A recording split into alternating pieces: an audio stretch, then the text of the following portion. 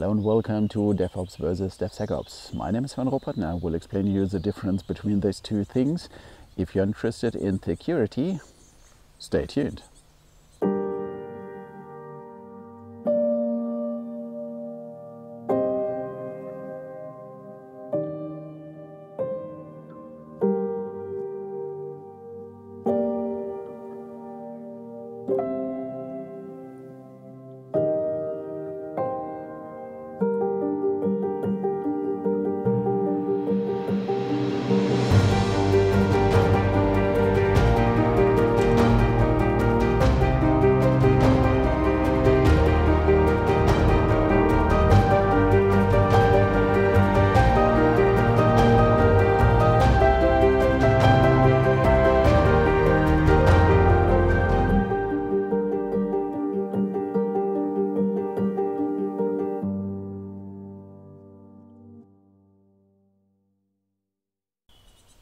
DevOps versus DevSecOps.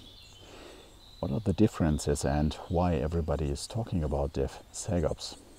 We will have a look at this one. So, first of all, if you are going to the history or if you are checking the history, we will see that the term DevOps is a quite old one. So it's more or less, I think, over 10 years now, nearly 20, something like that. So DevOps is more or less written down in different variations, and you can find a lot of documentation about it. And a good entry point is mostly Wikipedia. But if you have a look at all these different definitions and terms around DevOps, you will see that part DevOps is mostly focusing on the development part itself.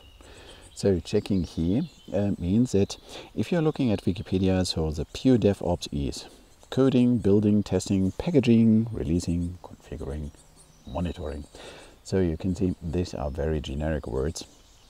What is behind this? It's more or less everything that a software developer is doing during his daily work, and why they started defining this stuff.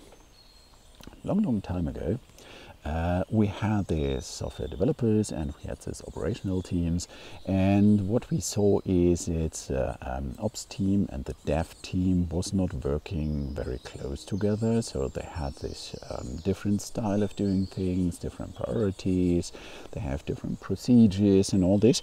So it was sometimes more developer versus operation teams. The developer is coding some stuff and it's running on his machine, and then he says, hey, on my machine it's running, so everybody knows it, I think.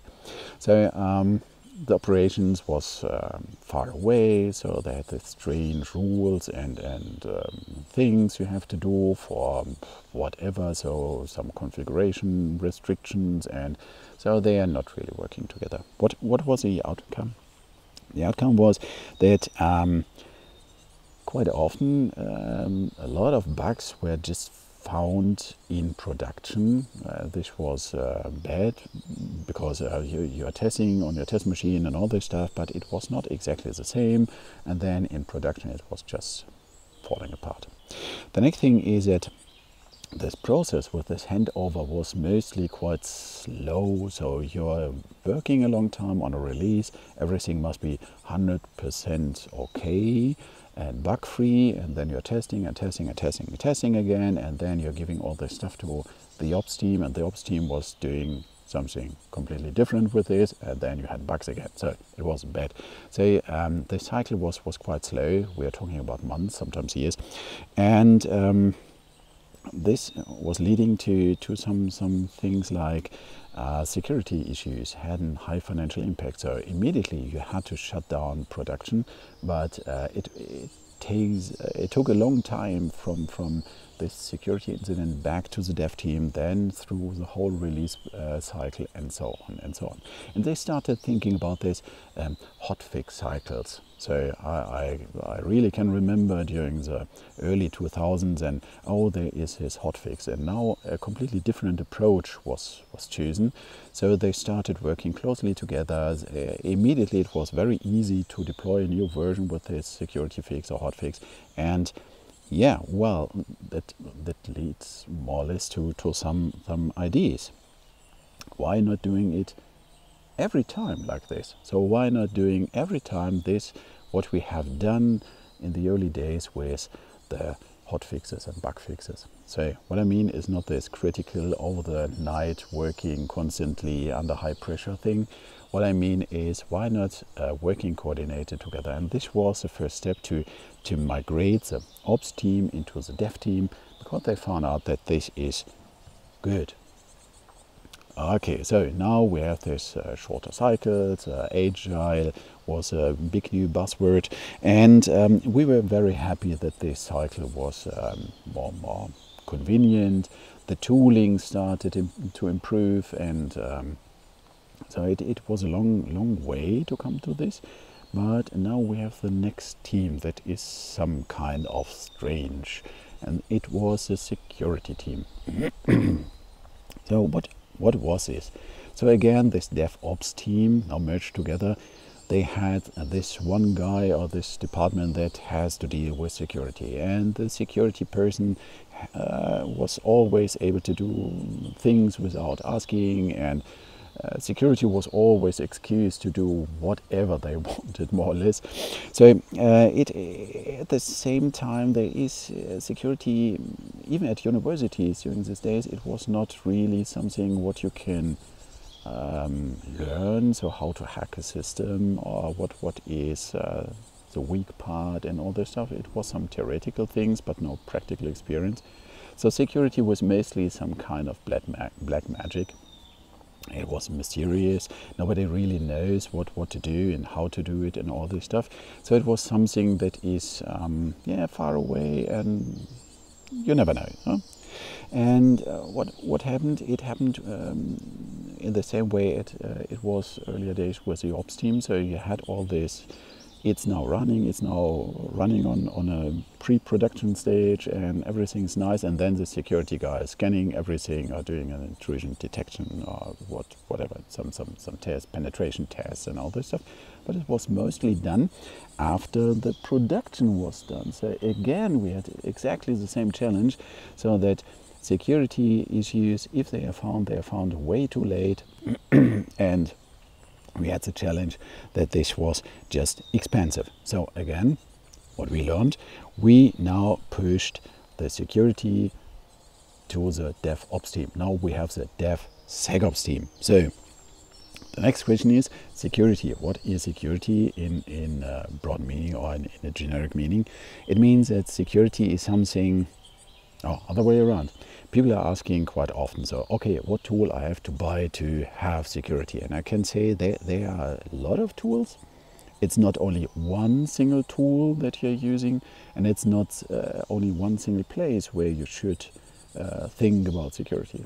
So security is more or less like quality. It's something that is part of your process. It is something that you should start immediately during the coding time, not after everything is done and then you found out, oh, this dependency with this algorithm is just crap.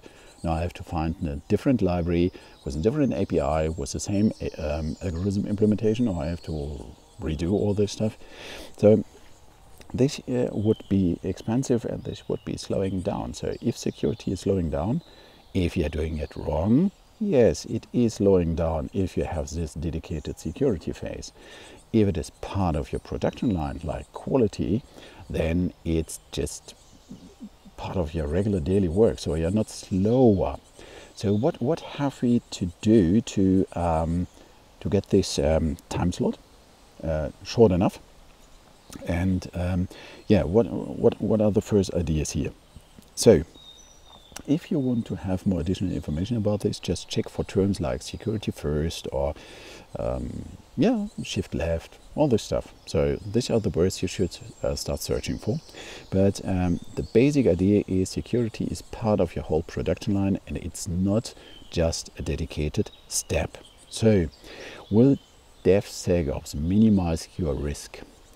If you're talking to the management, they immediately would ask, okay, security sounds expensive. And I would say, yeah, it's expensive if you have a security hole and someone is just killing your system you're earning money with. So what is really expensive? But the first low-hanging fruit, what you should have in mind if you're talking about security, is the whole range of dependencies. In the Java world, if you're talking about dependencies, you have mostly half of the system or a little bit more as dependencies. It's good because you're not reinventing the wheel. You're not doing exactly the stuff that's already available. You could fix it, improve it, and give it back to the community, but open source dependencies are good, so they are helping you to focus on your business case. And focusing on your business case means that you are faster in production if you're using right dependencies. On the other side, you have to trust someone. So if you are doing this stuff by yourself, you have to trust that you're good enough, that you're not doing all the security crap by yourself, all these vulnerabilities. If you are adding dependencies, you have to trust someone else in different ways. So is this library maintained over the next few years? Is this a secure one? How to deal with license, all this stuff. For the maintainability, I have no idea. You have to check and decide by yourself. But what you can have, or what you can get under control, is clearly the part security, so vulnerabilities and compliance issues. So it would be perfect if you would start thinking about how to scan for vulnerabilities and compliance issues, because if dependencies are such a big part in a production, then it would make sense to grab this low-hanging fruit first. Just as an idea, so how many dependency layers you have. For example, if you have your application and it's written in Java, then you have maybe Maven, and then you have this Maven dependencies. The next step would be running this application on Linux, and then you have dependencies in Debian repositories. The next one would wrapping it in Docker because you want to have it later on Kubernetes. Then you have immediately Docker repositories, and the Kubernetes universe will give you repositories like Helm chart center, so Helm script, so that you can use these definitions as well. And the whole tooling part has dependencies itself, for example, the dependency to a JDK, the dependency to some binaries, toolings, whatever. So the DevSecOps part or the DevOps part itself has dependencies. What you have, if you have this plain stack for Java app in a Kubernetes environment, you would have, for example, Maven for the application, Debian repositories for Linux layer, Docker for the Docker layer, and Kubernetes and some generic repositories. There's one really good binary management system that can help you. It's called Artifactory from JFrog. And there you have all these kind of repositories, even the generic ones. And why you should combine it in one single place? The answer is quite easy. If you have one dedicated logical place, then you can scan everything inside, and for this you are using X-Ray because it had full access to the Artifactory instance, and with this you can scan for vulnerabilities and for compliance issues. How this is done? This is done more or less that you are defining in X-Ray different rules, and they are combined to policies, and then you can say this policy is activating two different resources like repositories. How this is done, how to create rules and policies and watches, I have dedicated YouTube videos. It's JFrog how-tos. I will show you here the logos from this one, the thumbnail, so you are able to find it under JFrog how-to on my channel. And what you can do is you can map easily with rules and policies requirements that you have, for example, in some audit documentations or whatever. And with watches you can just create a view on the repositories and scan what's inside. So for example, if you have something in your Debian repositories or whatever. So X-Ray itself, is prepared to be integrated in third-party components or in some other environments, and it means you can break builds with X-Ray, for example, if you have a CI pipeline. You can notify via email, for example, to say to someone, oh, we have now this dependency, here's a vulnerability just found.